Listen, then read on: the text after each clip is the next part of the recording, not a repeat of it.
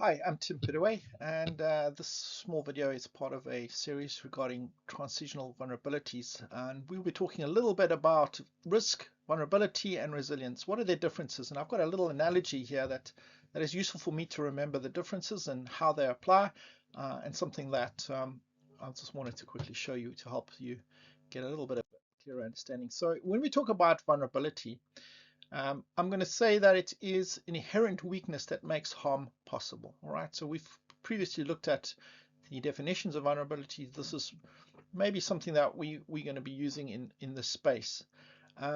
So in a kind of example here, we have a lady who is living at a house, and she is leaving her key under the mat, and that could be a vulnerability. In other words, something that is there that could be a potential harm or a danger, that her key is left at the front door under a mat on the outside of the house. That is kind of an exposure for her in the story. And so the next slide, we talk about risk. So the risk is actual threat or likelihood of something going wrong. And so if we look at this, let's say, robber walking past the house, he might not or be aware of the key that is lying there underneath the mat. Risk only materializes when the threat spots the vulnerability. And that is where risk and vulnerability could meet. And the risk could take advantage of that vulnerability and expose it. We could look at, for example, like climate adaptation scenarios where the rising sea levels could threaten areas of coastal areas which are or can be exposed. So that is the difference between vulnerability, with potential of harm, and risk where it could take that vulnerability further.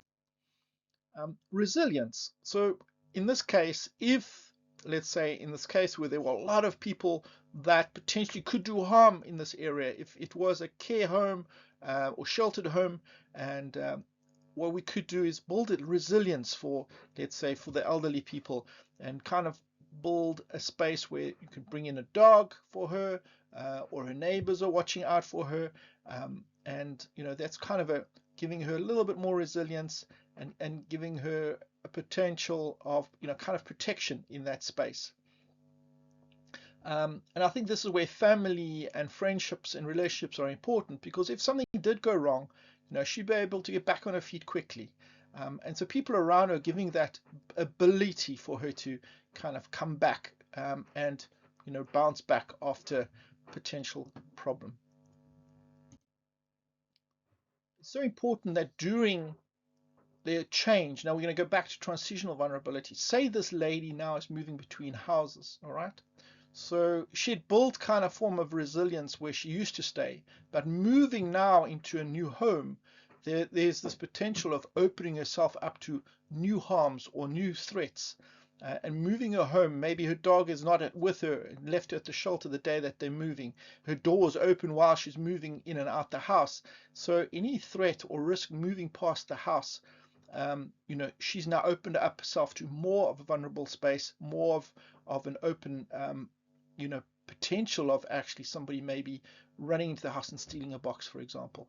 So just wanted to give that example of somebody that is vulnerable, somebody leaving a key outside the house, a robber walking past, which is the risk, can take advantage, building the resilience in that space where, kind of having all those people around her, kind of helps her develop some form of resilience, but sometimes moving out of that space, she could maybe lose that protection and that resilience into a new space. So this is a small little analogy of vulnerability, risk, and then transitional vulnerability at the end.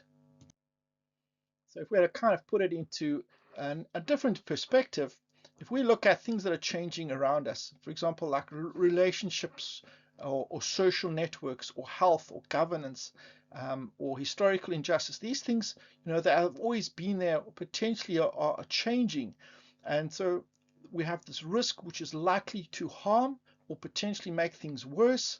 And so we need to look at reducing this through building up a form of resilience, reduce our exposure, lower our sensitivity, and building up a capacity in this scenario. So if we look at that kind of a household ecosystem system, whether securing a home or adapting a climate change, understanding distinction between what makes us weak and what threatens us is the first step towards building capacity and to be bouncing back. Understanding and identifying these vulnerabilities and risks are key to this process.